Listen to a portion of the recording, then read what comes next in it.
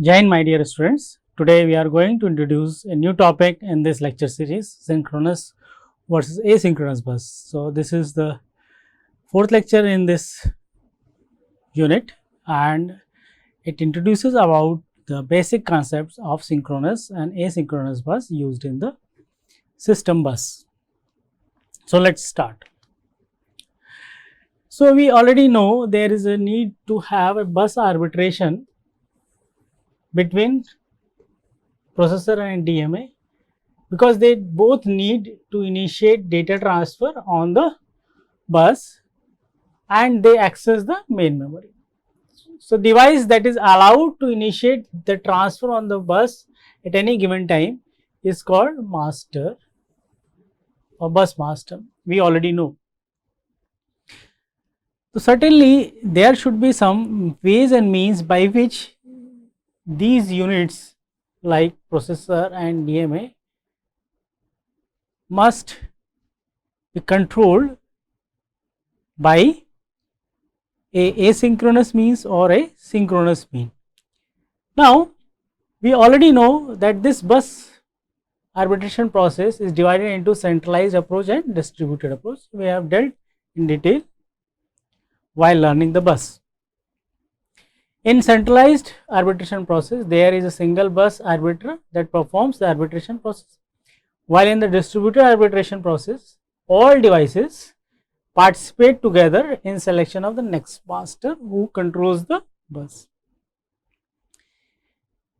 In preview of this, if we see the buses, majorly the processor, main memory and IO devices are interconnected by means of bus. So, we have seen that on a bus multiple devices are connected and data is get exchanged and taken from the bus. So, here processor is attached, here main memory is attached and here input output device is attached. So, bus provides a communication path for the transfer of data. So, the data will be transferred on this path. A bus protocol is the set of rules that govern the behavior of various devices connected to the bus as and when to place the information on the bus, when to assert or control signal, etc. Now, this point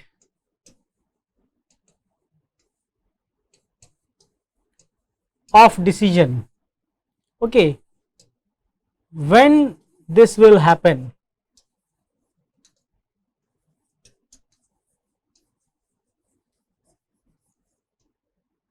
is a very important event in the bus arbitration process. So, today's topic basically tells about when this event will happen. So, that is called as synchronous type of buses and asynchronous type of buses, which decides this point on a timeline when this event will happen, that is when to assert the control signal or when to place the information on the bus or various extra event that happen on the bus while the transfer of event takes place.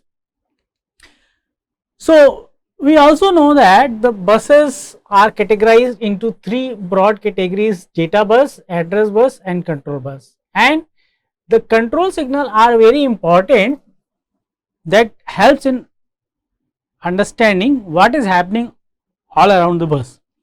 So, whether it is a read or write operation, say for example, I want to read the data, I want to write a data, or a particular IO device want to read or write data operation, and the required size of data to be read, when several operand sizes are there, like what will be the size like byte, word or long word, all these are the control information.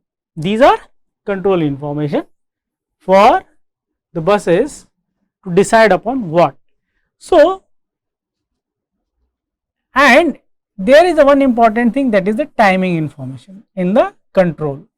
So, the control has very important thing that is called as timing information. This timing information indicates when the processor and IO device may place data or receive data from the bus. So, the control part, that is the timing information, is available with two schemes, and these schemes are called as schemes for timing for data transfer over the buses and can be classified here as synchronous and asynchronous. So, this is the requirement for today's topic. Now, why we discuss the bus? Because bus has a very important thing to be done is the arbitration process, and while we are doing arbitration process, the sequence of event is very important, that this is when to do or when to perform a particular task. Okay. So, this knowledge of time when to perform this task is very important, and that is classified as a schemes of timing as synchronous and asynchronous.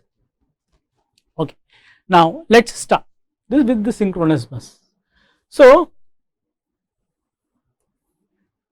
all devices derive timing information from the common clock.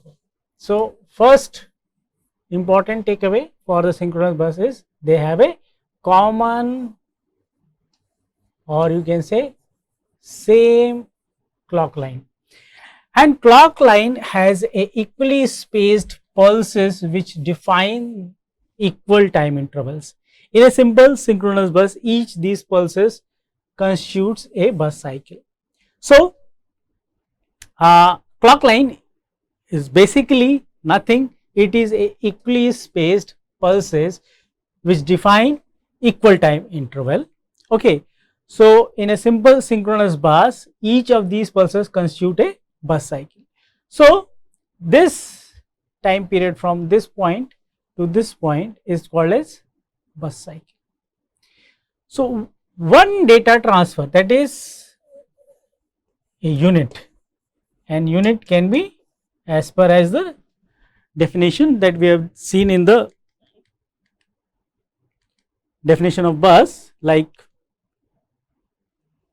byte, word, long word, etc. Okay. So, one data transfer can take place during the one bus. So, between this period, one unit of data transfer takes place, and this unit is called as bus cycle. So, one single question may be asked for short answer, that define bus cycle. So, you simply say that bus cycle is a equally spaced pulse. Okay. And what happens in the equally spaced pulse during this period? We can say one data transfer event takes place. Now, if we see that in this one cycle, okay, or one bus cycle,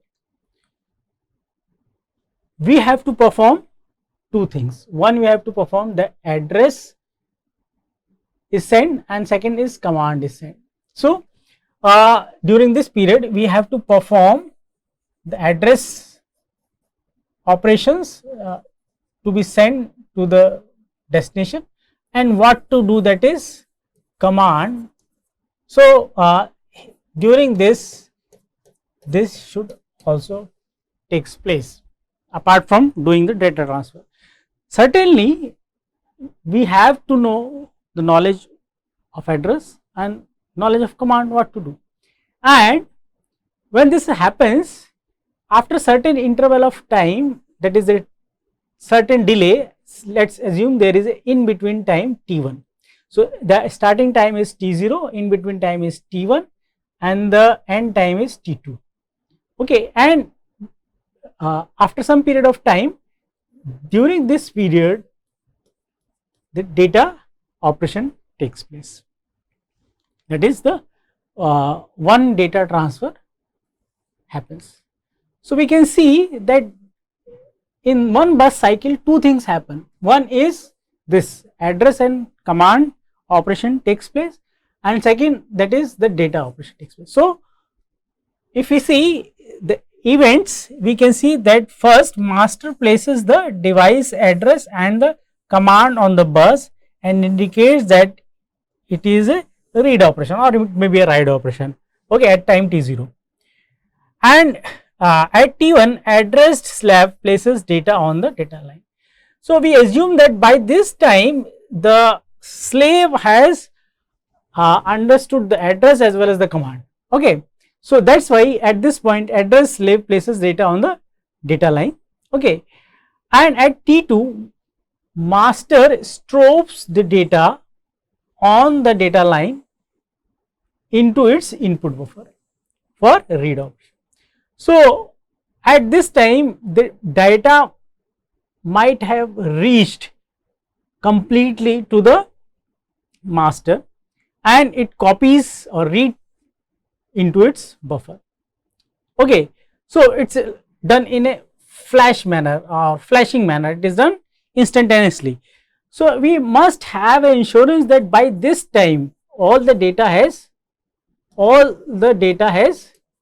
arrived. That is the unit of data that we are saying that it is a long word or byte, okay. So, it should be available so that it can be read in a one single strobe into the buffer of the master.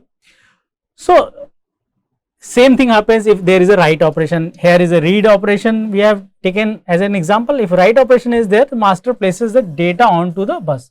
So, when we are reading, master puts data into their buffer, and when we have to write, then master places data onto the bus. So, from bus data goes to the buffer, okay, and from buffer it goes to the bus again. So, at time t2 this should complete.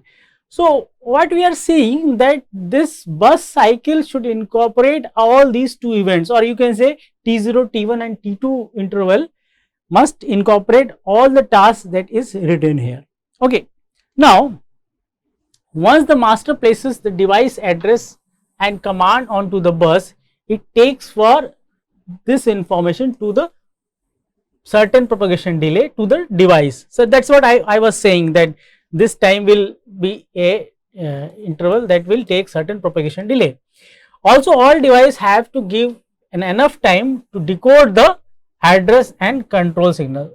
So, additionally the travel time plus decode time. So, this includes all these, this time includes all this travel time and decode time, okay. So, width of the pulse, that is t1 minus t0 is dependent on how many pulses. The question may be asked how much time it will take. So, it will depend upon the propagation delay between the two devices connected on the bus, okay, and the decoding process, that is the control signals, how it is, okay. So, this t0 minus t1 means that is the difference between this time and this time. This interval is to be ensured in a bus cycle that the address reaches, command reaches, address decoded, command decoded by the slave, okay. Now, another interval, that is t2 minus t1, that is the second part of the pulse, okay, or you can say bus cycle. At the end of the clock cycle at time t2, the master strobes the data onto the data lines, that is reading the data into the input buffer, okay. So, read operation happens. So, this happens in a strobe or flash, okay, into the buffer. When data are to be loaded into the storage buffer register, the data should be available for the period longer than the setup time of the device. So, what they are saying that at this time t2, when the strobe writing the data in form of strobe, it should be available for the time that this process happens, Okay, so this difference, that is T2 minus T1, should incorporate the maximum propagation delay time, okay, and it also include it is copied to the buffer register of the master. Okay, so synchronous bus, we can see here more another way, that at this point the data and address has been sent, but at this point data and address is read by the slave. So master seen at this moment and the slave sees at this moment. So you can see there is a lag, certainly there is a lag. Okay, it can be easily seen by this difference. Okay, so this lag should be incorporated in this period or not? Yes, it should be incorporated. So this clock pulse for the bus cycle should have all the events possible to be incorporated. Now here you can see also that after T1, when the data is sent by the slave, it will be not instantly reaching to the master. There is again a lag.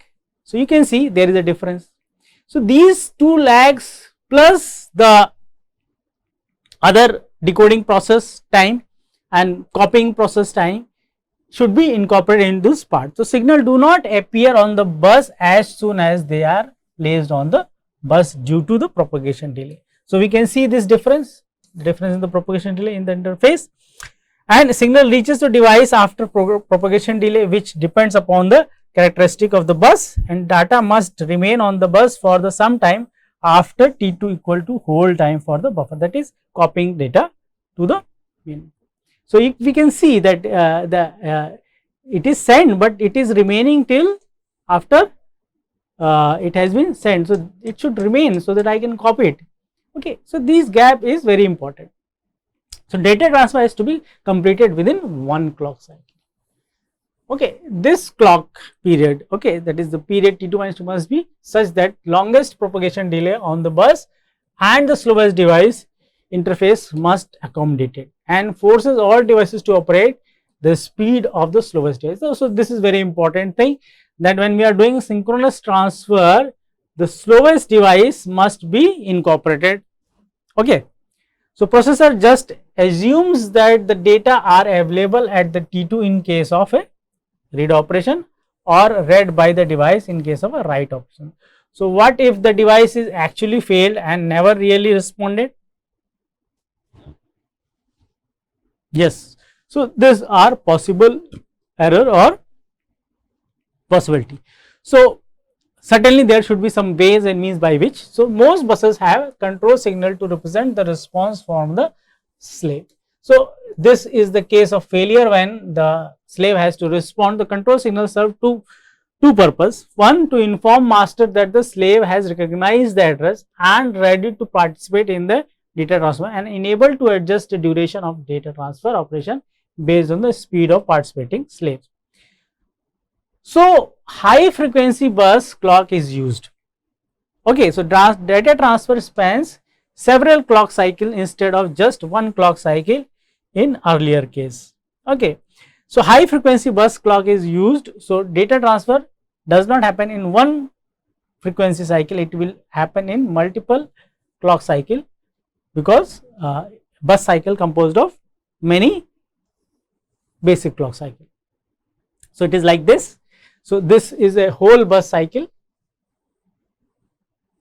Okay, and it has basic clock 1, clock 2, clock 3 and clock 4. So this is the high speed clock, and in this period we can easily see first address is sent, then command is sent almost at the same instant of time. Okay, then data is sent, and slave is ready, and finally after the 4 clocks has passed, the master stores data into the input buffer. So this happens in multiple clocks. So synchronous bus transfer is basically consuming multiple bus clocks to perform a one bus cycle. Okay, so clock signal used on the bus is not necessarily the same as that of the processor clock. So, we are many times confused that the processor clock like 3 gigahertz and the bus clock, what is the difference between their speed. Okay. So, processor clock is much faster than the bus clock. Modern processor clock are typically above 500 megahertz. Now, this is very old slide. So, nowadays processor clocks are in gigahertz, okay, and the bus clock not in megahertz, it is in megahertz, but it is in around 2000 megahertz. So, now megahertz is almost 10 times increased, okay, in both cases. So, clock frequency used in the memory and IO bus transfer may be 50 to 150 megahertz earlier, now it is 200 megahertz. Now, come to the asynchronous bus. Okay. Now, data transfer on the bus is controlled by handshake between the master and the slave. So, what is handshake? Like we do handshake with friends. Okay. So, basically handshake is a type of reverse messaging or acknowledgement to ascertain that the other is ready. So, common clock in the synchronous bus case is replaced by two timing control lines. So, one control signal line of timing diagram is now replaced by two lines, okay, and that is master ready and other is slave ready. Okay, so instead of one single line that is having a common wire of single same clock, we have different two set of wires. So, master ready signal is asserted by master to indicate to the master that it is ready to participate in the data transfer. So, whenever master ready, it asserts the signal on the master ready that yes, I am ready to transfer, and when slave is ready, it is asserts by the slave and it responses to the master that it indicates master that it is ready to participate in the transfer. So, certainly these two lines will help to negotiate between two ends, that is master and the slave on two other ends of the bus to identify their ready status to participate in the data transfer.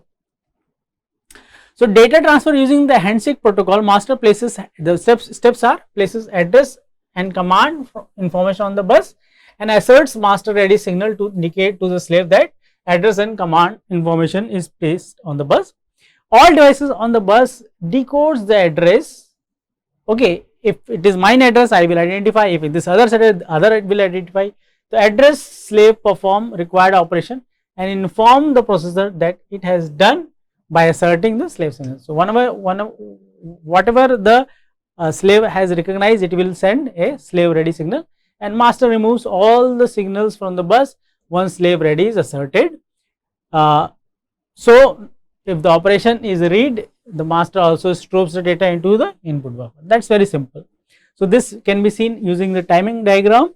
So, address and command are placed at the starting and the master ready signal is also sent. So, certainly the slave will not be ready, it will be ready at some interval of time, okay, when the master ready signal is received by the slave ready, and they also know that it is indicated for them to identify by the decoding process. And when the slave ready signal is sent, at the same moment data is also sent by the slave. So, certainly it will be kept on the bus for a time, and what will happen, this will travel certain time, it will take certain time master slave ready signal to reach to the master, okay. So, after this interval it will identify the data is available. Now, at this point, that is at T3, T4 and T5, this will be time to transfer whole data and the copy data. So, T0 places at T time master places address and command information on the bus, that we have already understood, and read operation, that is data transfer from the device to the main memory. Similarly, at T1 master asserts the master ready signal, okay. Likewise, we can see that there is one issue, that is a bus skew, that is very problematic in the asynchronous bus transfer. Reason being, the bus transfer data, transfer signals slightly delayed, or you can say there is a difference in the time of the sending and receiving, and that's why it is called as skewing of the signal. Okay, so we must allow that difference in the skew, the master ready signal asserted at time t1 instead of t0 to allow for bus skew. Okay, so it is done slightly later. Okay, so bus skew occurs when two signals are transmitted simultaneously, reach destination at a different time. Okay, so there will be a difference. This may occur because of different bus lines may have different speeds. So certainly there will be different speed and they will travel at different time. So at T2 address, slave places the data on the bus and asserts the slave ready signal, the period that is T2 minus T1, and depends on the propagation delay between the master and the. So it is not exactly the equal interval, it may vary. Okay, it is not like it is shown as equal interval. Okay, and the delay in the slave interface circuit, that all include these two time periods. Okay, at T3 the slave is ready signal arrive at master and slave ready signal was placed on the bus at the same time that data were placed on the bus at this point. Okay, certainly the master should wait for the maximum bus skew plus the setup time for input buffer, that we have already told in the synchronous case also. So it also deactivate the master ready signal to indicate that it has received the data. Certainly. Okay, at T4 master removes the address and command information, allows for the bus skew, and once master ready signal is set to 0, it should be reach all the devices before the address and command information removed from the bus. And finally, slave receives the transition of master slave ready signal from 1 to 0 and it removes the data and slave ready signal from the bus. So at the end we have seen the working of these two approaches of timing control in the bus. So there are various uses and there are advantage and disadvantage of both. So we can see that advantage of asynchronous bus eliminates the need for synchronization between the sender and the receiver. Okay, and can accommodate varying delay automatically using slave ready signal. Okay, so it has advantage that various speed devices can be connected, but disadvantage of asynchronous data transfer rate with full handshake is limited by 2 round trip delay. So this is bottleneck. Okay, so data transfer using the synchronous bus involves only 1 round trip delay. So we can write vice versa for the advantage and disadvantage for others. So Jai Hind, my dear friends. So today we have learned the asynchronous and synchronous bus used in the system bus. For timing control we use the asynchronous mode and synchronous mode for the bus. Jai Hind.